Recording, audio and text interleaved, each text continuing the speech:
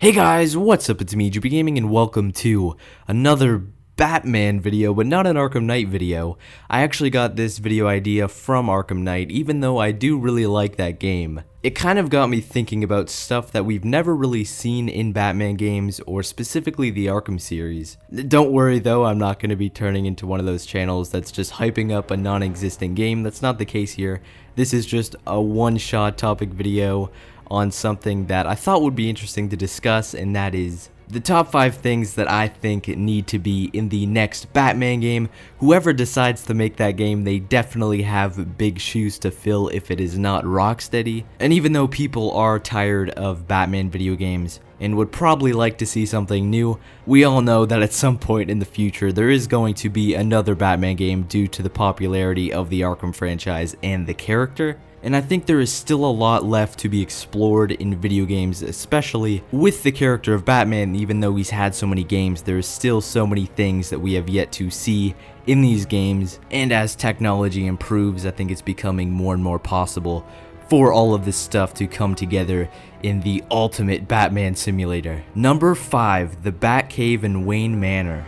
I was so excited to see the Batcave in Arkham Knight, like we saw in the reveal trailer with the Batmobile coming out of the water and speeding into Gotham City, but as it turns out, for whatever reason, the Batcave did not make its way into Arkham Knight, and I think the Batcave is such an essential part of the character of Batman. It is the location that Bruce probably spends most of his time.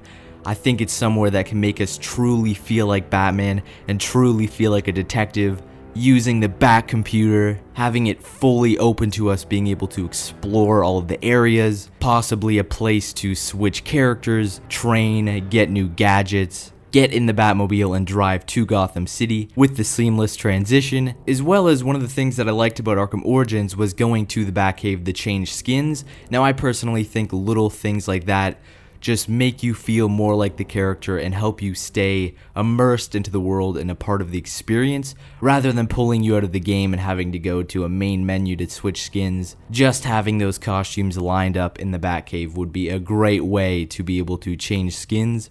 And also Wayne Manor. Now this ties in with other things on the list, but this is also a location that we have never seen fully explored within the Batman games to my knowledge.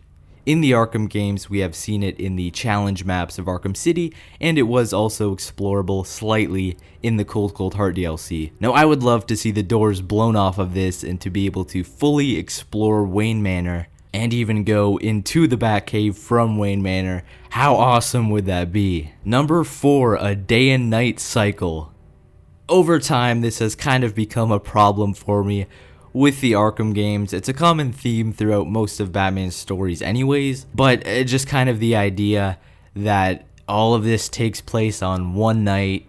I would like to see them throw that out the door for the next Batman game, and to be able to tell a story over the course of multiple days, being able to see Gotham City during the daytime and during nighttime. Now I think this would give them the opportunity to let us play as Bruce Wayne during the day. And I personally think that would be so great. I know not everybody cares about stuff like that, but I think that is another missing piece of the puzzle to make us truly feel like Batman. Not only are we experiencing these events through the eyes of Batman, but also through the eyes of Bruce Wayne and seeing how he deals with all this stuff during the day, just living his day-to-day life, and possibly situations that you can only experience as Bruce Wayne, something that Batman wouldn't necessarily be able to do. And you could have the story during the day also tie in with what's going on at nighttime. Number 3, Sidekick Free Roam. We have been teased so heavily with this, especially in the Arkham Knight trailers, when we saw Batman, Robin, and Nightwing standing together on the rooftops of Gotham City. As it turns out, that was not a part of the game. And this to me is probably the number one thing that I would absolutely love to see in the next Batman game. The ability to not only free roam the city as Batman, but also Robin, Nightwing, Catwoman, whatever characters they allow us to free roam with. And I really think this would help keep the game from getting stale. When you're finished the Arkham games, it is fun to run around and beat up thugs, but it does come to a point where it does get repetitive, and it would really help if you could just run through the city as Nightwing and Robin, have different interactions with the thugs, using a different moveset and gadgets and different ways of exploring the city, even possibly giving them their own vehicles like a motorcycle, would be a great way to keep the game fresh and feel new, and also separate itself from the Arkham series. Number 2, a populated city. A lot of people I think would like to see this. I see this point brought up a lot. With all of the Arkham games, we've either been in a really isolated environment like Arkham Asylum, or the city has been evacuated for whatever reason, and I would like to see them get rid of that for the next Batman game. This is also something to me that's always been missing. If they want us to truly feel like Batman, this is something that we see all the time in the movies and comics, being able to experience that way, and also going into other situations that we don't really get to encounter within the Arkham games, possibly just stopping crimes more often, running around on the rooftops, encountering a robbery going on, someone being held up in an alley, stopping muggers, seeing the reaction of people around you as Batman is gliding through the air. It would also feel like more is at stake. There is more on the line because your actions would have immediate consequences, because whatever the villains decided to do, there is the possibility of thousands of people dying and being immediately affected, whereas in the Arkham games, if they blow something up, chances are that nobody died, or if they did, they probably weren't very good anyways, so I think it would just add to that tension of fighting not only for Gotham City, but for the people living within Gotham City.